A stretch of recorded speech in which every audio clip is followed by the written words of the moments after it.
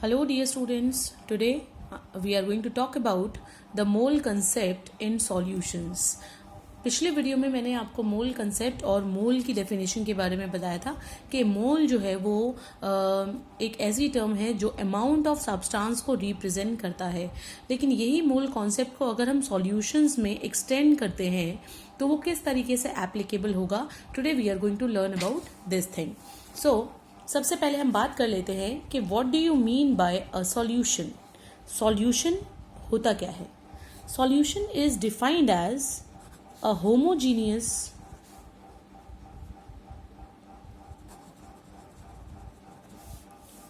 mixture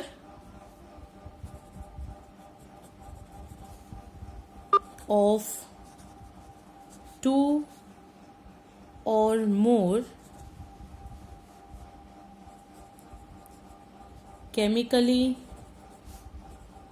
non-reactive substances। दो या दो से ज़्यादा चीज़ें जो आपस में केमिकली रिएक्ट नहीं करती हैं, ऐसे सब्सटेंसेस के होमोजीनियस मिक्सचर को कहा जाता है सॉल्यूशन। होमोजीनियस का मतलब है कि वहाँ पर आपको कोई डिफरेंट फेजेस नज़र नहीं आएंगे, आपको कोई डिफरेंट बाउंड्रीज नज़र नहीं आएंगी, सारा कॉम्पोजिशन जो है सॉल्यूशन का या उस मिक्सचर का एक जैसा आपको लगेगा। तो ये ऐसा कोई होमोजीनियस मिक्सचर जब बनता है तो उसे डिफाइन किया जाता है एज सॉल्यूशन। अब हम जब यहाँ डिस्कस करने वाले हैं तो सॉल्यूशंस में हम मेनली बात करेंगे बाइनरी सॉल्यूशन की। Now, what does this word binary indicates? Binary indicates that the solution is mixture of only two components made of two components. Okay? अब ये जो दो components हैं इनको हम define करेंगे as solute and solvent. Okay? Now, what is a solute and what is a solvent? Generally जो solute और solvent की definition है, अगर आप लोगों ने पहले कहीं पढ़ा होगा या सुना होगा तो जनरली ऐसे ही पढ़ा होगा कि जो कम अमाउंट में होता है वो solute होता है और जो ज़्यादा अमाउंट में प्रेजेंट होगा सॉल्यूशन के अंदर उसे solvent कहा जाता है। But this is not the actual definition of a solute and a solvent. Rather they are defined on the basis of the physical state of the solution. आपका solution जिस physical state में है, यानी solid में है, liquid में है, gas में है, अगर वो ही फिजिकल स्टेट जिस भी सब्सटेंस की दोनों में से होगी, that is basically categorized as solvent. और जो सॉल्यूट है उसका फिजिकल स्टेट सॉल्वेंट के जैसा या सॉल्यूशन के जैसा हो भी सकता है और नहीं भी हो सकता। So we can define like this only, a solute is a substance whose physical state may or may not be same as that of solution. Okay, and in most of the cases it is comparatively present in less quantity, and solvent is defined as the component which has the same physical state as that of solution. Always यहाँ पर mandatory है कि इसकी physical state जो है वो solution के जैसी ही होनी चाहिए। So that is called as a solvent. So now have after discussing the basic definitions, now let us proceed and talk about the mole concept in solution. mole concept in solution कैसे applicable है? solution की, किसी भी solution की concentration को represent करने के लिए हम mole concept को use करते हैं। so let us now see what do you mean by the concentration of solution. What is concentration of solution? It is defined as the amount of solute present in given amount of solution. Solution आपको अगर suppose 100 ml दिया है या फिर आपको 100 ग्राम दिया है या 200 ml दिया है, यानी कोई भी अमाउंट सॉल्यूशन की है, उसके अंदर कितना सॉल्यूट प्रेजेंट है, इसे को ही कंसंट्रेशन ऑफ सॉल्यूशन कहा जाता है।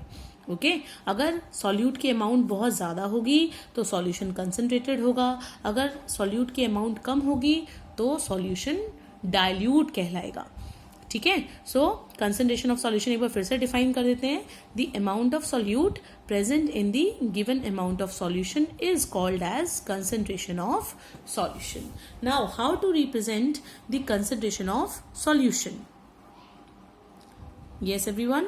So we have different terms to define the concentration of solution, जिसमें सबसे पहले आ जाता है मास परसेंटेज। ओके, तो मास परसेंटेज का क्या मतलब है? It is defined as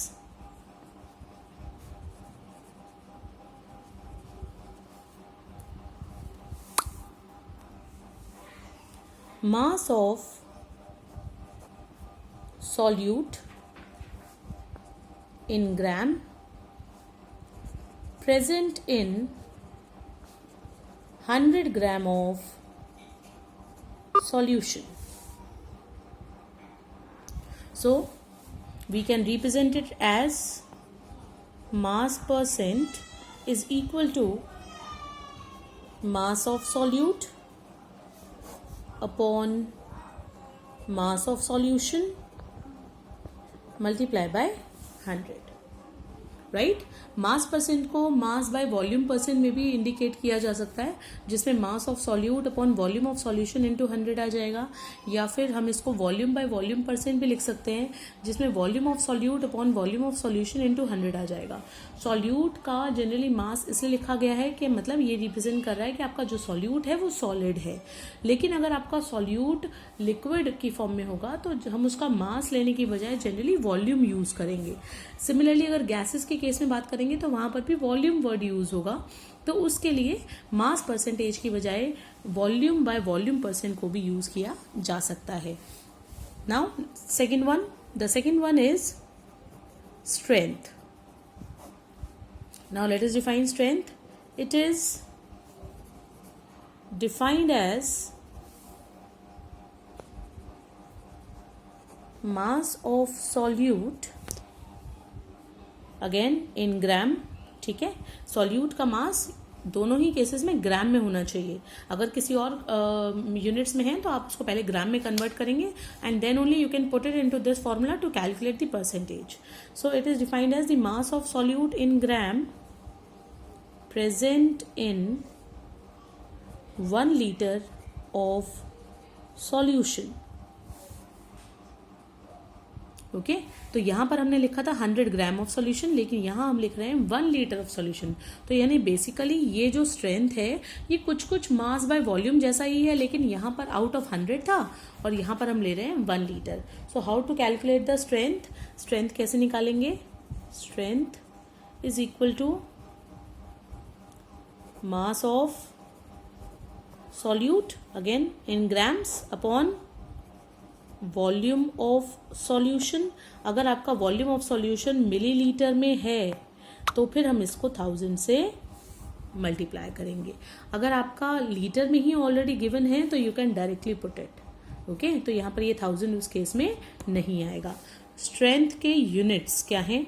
what are the units? Units are gram per litre. यहाँ पर कोई यूनिट्स नहीं है क्योंकि परसेंटेज में आएगा। Okay, so this is the second way to represent the concentration of solution. Now let us discuss the third one. The third case is, the third way of representing the concentration is molarity. So children, यहाँ से अब आपका mole concept in solution basically start होता है। What is molarity? It is defined as number of moles of solute present in 1 liter of solution। अभी तक हम बात कर रहे थे मास ऑफ सॉल्यूट की, अब हम बोल रहे हैं number of moles of solute. यानी हमें सॉल्यूट के मोल्स पता होने चाहिए। जब हमें सॉल्यूट के मोल्स पता होंगे और अगर 1 लीटर ऑफ सॉल्यूशन में वो प्रेजेंट है तो उसे कहा जाएगा molarity. So how to represent molarity? Molarity को कैपिटल M से डिनोट किया जाता है। तो कैपिटल M जो है उसके लिए फॉर्मूला क्या होगा? Number of moles of solute upon volume of solution, और क्योंकि volume of solution generally millilitres में लिया जाता है, तो in case we will multiply it by 1000. How to calculate number of moles? वैसे तो नंबर ऑफ मोल्स निकालने के लिए we have 3 different formula, but जो यहाँ पर हम फॉर्मूला यूज करेंगे, वो जो ज्यादातर यूज होने वाला फॉर्मूला है, वो होगा number of moles will be calculated by given mass upon molar mass. अब ये मैंने जो टर्म यहाँ मोलर मास लिखा है, वो एटॉमिक मास के लिए भी यूज आप कर सकते हो, मॉलिक्यूलर मास के लिए भी यूज कर सकते हो, फॉर्मूला मास के लिए भी यूज कर सकते हो. All are representing, if they are in gram, they are representing the molar mass, यानी 1 मोल का मास. ठीक है, तो अगर आपके पास सपोज सोडियम की बात कर रहे हो तो आप 23 रखोगे, 23 ग्राम. अगर आप सोडियम क्लोराइड की बात कर रहे हो तो 23 प्लस 35.5 ग्राम रखोगे. अगर आप ऑक्सीजन की बात कर रहे हो O2 की, तो 32 रखोगे. तो accordingly you can put it. So given mass upon molar मास. तो मैं गिवन मास को लिख रही हूँ क्योंकि सॉल्यूट का होगा. Given mass of solute, number of moles किसके चाहिए? सॉल्यूट के चाहिए. तो फिर given mass of solute upon molar mass of solute. Okay, so जब भी हम सॉल्यूट को रिप्रेजेंट करते हैं तो W, जैसे अगर गिवन मास लिखना है तो W लिख दिया हमने और उसको 2 से डिनोट करें. सबस्क्रिप्ट 2 जो है वो सॉल्यूट के लिए यूज होता है, और सबस्क्रिप्ट अगर 1 लिख रहे हो तो 1 यूज होगा सॉल्वेंट के लिए. So it becomes W2 upon M2. So the formula now will be change to capital M is equal to W2 upon M2 multiply by 1000, और नीचे जो वॉल्यूम है उसको हम V से लिखेंगे. V के साथ 1 या 2 लगाने की जरूरत नहीं है क्योंकि वॉल्यूम सॉल्यूशन का है. So in this way the formula has been achieved. This is now the formula for molarity. Molarity के बाद नेक्स्ट जो वे है वो है मोलैलिटी. ओके, बहुत सिमिलर से टर्म साउंड कर रही होंगे, molarity, molality, but they are quite different. Now see let's see how they are different. It is defined as number of moles of solute present in 1 kg solvent. So children, as you can see there is lot of difference. यहाँ लिखा था हमने 1 litre of solution, volume की बात हो रही है और वो भी सॉल्यूशन की, राइट. यहाँ हम लिख रहे हैं 1 kg सॉल्वेंट, मास है किसका? सॉल्वेंट का. So quite different terms. Molality को स्मॉल m से रिप्रेजेंट किया जाता है और इसका फॉर्मूला भी हम डिराइव कर सकते हैं. पहले हम लिख लेते हैं इसको, number of moles of solute divide by, क्योंकि केजी की बात हो रही है तो मास हो गया, मास ऑफ सॉल्वेंट, और क्योंकि जनरली मास ग्राम्स में होगा तो इसलिए इस multiply by 1000. Number of moles के लिए we have already derive the formula W2 by M2. तो let us put it here, W2 upon M2 into 1000. यहाँ तक तो ठीक है. अब मैंने आपको बताया था कि सॉल्वेंट के लिए हम सबस्क्रिप्ट यूज करेंगे 1, मास है तो हम मास को लिख देंगे W से. तो here comes the formula W2 upon M2 into 1000 upon W1. This is known as, this is the formula for molality. ठीक है, तो मोलैरिटी और molality. Now let us talk about the next quantity, next term, and the next term is everyone normality. Normality जिसको represent करते हैं capital N से. Let us define now. It is defined as number of gram equivalents present in 1 liter of solution. Now it might be clicking to your mind कि what is this term gram equivalent. So students, let me tell you, जैसे हम number of moles निकाल सकते हैं वैसे ही ये भी एक quantity होती है, ये भी amount of substance को represent करती है, लेकिन इसको calculate करने का जो तरीका है वो थोड़ा सा डिफरेंट है. How to calculate number of gram equivalents, I let you know, but let me first represent the formula for normality. Normality can be represented as number of gram equivalents of solute, okay, if I forgot to mention of solute, you may add it. Then number of gram equivalents upon volume of solution in milliliters multiply by 1000. ठीक है, तो जैसे मैंने आपको बताया कि हम बात कर रहे हैं number of moles of gram equivalent की और नॉर्मेलिटी की। तो जो ग्राम इक्विवेलेंट है उसको कैसे कैलकुलेट करते हैं देखते हैं अब।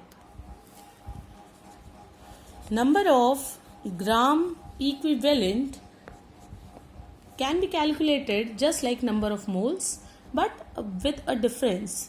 Now see what is the difference. It is equal to given mass upon equivalent mass. तो चिल्ड्रन आप लोगों ने नोटिस किया होगा, मैंने आपको जब different relative atomic masses, molecular masses की डेफिनेशंस बताई थी, तो मैंने आपको इक्विवेलेंट मास को कैलकुलेट करना बताया था और उसकी डेफिनेशन भी बताई थी। तो यहाँ पर जो है जब हम मोल्स निकालते हैं तो मोल्स में हमें यहाँ पुटअप करना होता है मोलर मास या ग्राम एटॉमिक मास या ग्राम मॉलिक्यूलर मास या फिर ग्राम फॉर्मूला मास। लेकिन अब हम उसकी बजाय अगर हमें ग्राम इक्विवेलेंट का नंबर निकालना है तो हमें गिवन मास को डिवाइड करना है इक्विवेलेंट मास से। ठीक है, अब क्योंकि इक्विवेलेंट मास एटॉमिक मास से या मॉलिक्यूलर मास से या फिर किसी एसिड या बेस के लिए, सबके लिए उनको कैलकुलेट करने का तरीका अलग है, लेकिन वो मोलर मास से कहीं ना कहीं रिलेटेड है, तो हम यहाँ पर उस चीज़ का यूज कर सकते हैं। ठीक है, so we can put it like given mass of solute will be represented by W2. Similarly equivalent mass of solute will be represented by E2. ठीक है, अब जब हम किसी एसिड या बेस की बात कर रहे हैं या किसी एटम की बात कर रहे हैं यानी एलिमेंट की बात कर रहे हैं या फिर हम किसी सब्सटेंस की बात कर रहे हैं, मॉलिक्यूल की बात कर रहे हैं, तो फिर वहाँ पर इक्विवेलेंट मास और मोलर मास रिलेट किए जाते हैं। इक्विवेलेंट मास किसी भी चीज़ का वो बराबर होगा मोलर मास के, molar mass divide by factor n। ये नंबर ऑफ मोल्स नहीं है, ये n फैक्टर इसे कहा जाता है। तो ये जो n फैक्टर है ये क्या हो सकता है, ये आपकी वैलेंसी भी हो सकती है या फिर ये आपका जो है चार्ज भी हो सकता है। ओके, चार्ज के अलावा ये आपका जो है टर्म एसिडिटी फॉर बेस या फिर बेसिसिटी फॉर एसिड, ये भी हो सकते हैं। तो यहाँ ये कोई भी नंबर इनमें से हो सकता है, ये वैल्यू कोई भी इनमें से हो सकती है। तो ये वैल्यू जब हम पुट अप करते हैं तो let us now see the formula of normality. Normality will become like now W2 upon E2 into 1000 upon volume. ठीक है, अब E2 की बजाय हम पुट अप कर देते हैं M2 upon n factor. So it becomes now W2 upon M2 into 1000 upon V। अब यहाँ का जो n फैक्टर था, वो जाएगा ऊपर न्यूमिनेटर में, so multiply by n factor. So the terms like is n multiply by W2 upon M2 into 1000 upon V। But ये जो यहाँ पर लिखा गया है ये तो मोलैरिटी का फॉर्मूला है।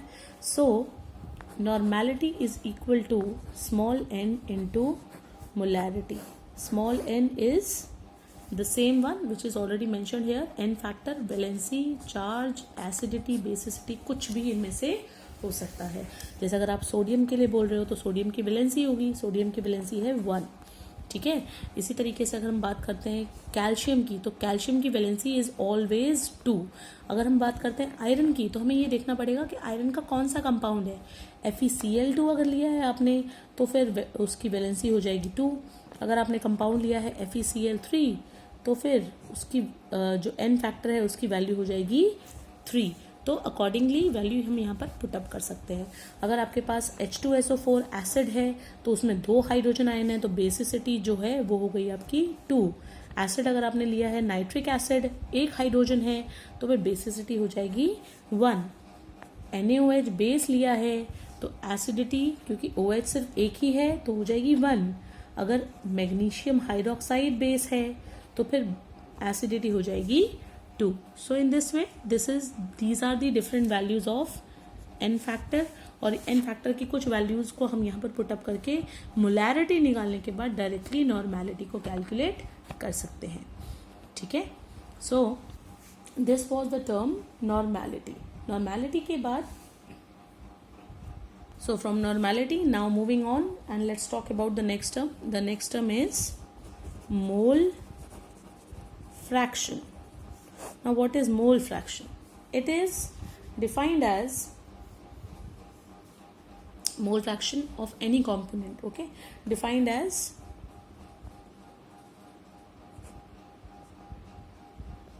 fraction of moles of that component to the total number of moles. Mole fraction को स्मॉल x से रिप्रेजेंट किया जाता है. अगर आप सॉल्यूट के लिए निकालना चाहते हो तो x2 हो जाएगा, अगर सॉल्वेंट के लिए लिखना चाहते हो तो x1 हो जाएगा. x2 is the fraction of number of moles. अगर हम सॉल्यूट की बात कर रहे हैं तो number of moles of solute, ठीक है, upon total number of moles. Total number of moles कितने होंगे? एक तो सॉल्यूट के हैं और एक आपके सॉल्वेंट के हैं. So x2 will be equal to n2 upon n2 plus n1 या n1 प्लस n2. इसी तरीके से x1 की वैल्यू क्या हो जाएगी? Number of moles of solvent upon total number of moles. So in this way it goes as mole fraction. Children, mole fraction के कोई units नहीं होते. It is a unitless quantity. ठीक है. वहीं जो अभी तक आपने पिछली टर्म्स पढ़ी हैं, मोलैरिटी, मोलैलिटी, नॉर्मेलिटी या स्ट्रेंथ, इन सभी के यूनिट्स थे. मास परसेंटेज के केस में कोई यूनिट्स नहीं था, और अब मोल फ्रैक्शन आपने जो टर्म पढ़ी है इसमें भी कोई यूनिट्स नहीं है. ठीक है. मोर ओवर जो जितनी भी टर्म्स हमने पढ़ी हैं उन सब में से सिर्फ दो टर्म्स ऐसी हैं, मोल फ्रैक्शन और मोलैलिटी, जो मास के ऊपर डिपेंड करती हैं या अमाउंट ऑफ सब्सटेंस पे डिपेंड करती हैं. ठीक है. वॉल्यूम से रिलेटेड नहीं है. इसी वजह से ये जो दोनों क्वांटिटीज़ हैं, मोल फ्रैक्शन और molality, they are considered as better quantities to represent the concentration instead of molarity, normality and other terms. क्योंकि वो टेम्परेचर डिपेंडेंट है. अगर बहुत ज़्यादा बाहर गर्मी हो गई है तो आपके ग्लास वेयर जो हैं वो एक्सपैंड कर जाते हैं, वॉल्यूम बदल जाता है, तो फिर वहाँ से मेजरमेंट्स एक्यूरेट नहीं आते. लेकिन टेम्परेचर का कोई भी इफ़ेक्ट क्योंकि मास पे नहीं होता, इसी वजह से मोल फ्रैक्शन को और मोलैलिटी को, इन दोनों को एक्यूरेट टर्म्स या मोर प्रिसाइज टर्म्स की तरह से माना जाता है और यूज़ किया जाता है. अब जल्दी से देख लेते हैं last term. The last one is ppm. ppm stands for parts per